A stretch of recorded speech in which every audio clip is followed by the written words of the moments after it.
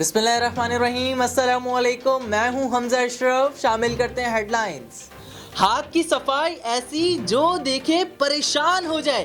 कराची के इलाके नॉर्थ नाज़िबाबाद में गाड़ी का पैनल ले उड़े। सीसीटीवी फुटेज में देखा जा सकता है एक बाइक पर दो मुल्जिमान आए, गाड़ी का शीशा तोड़ा और 10 सेकंड के अंदर अंदर गाड़ी का पैनल लेकर रफू चक्कर हो गए।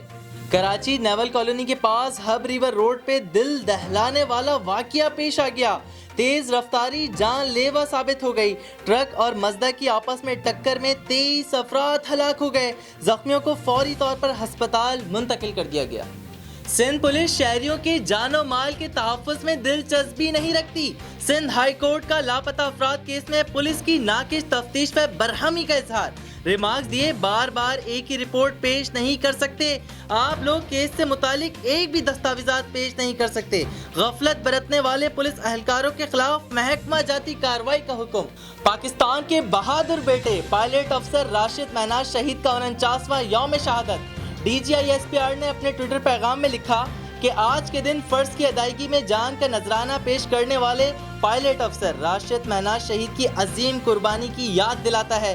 मादरे वतन राशिद महनाज शहीद ने पाक फिजाइया की अजीम रवायत को बरकरार रखा।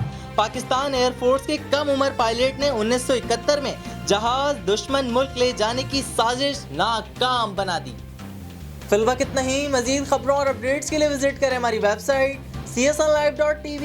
इसके अलावा आप हमें फेसबुक और ट्विटर पे भी ज्वाइन कर सकते हैं। देखते रहिए CSN।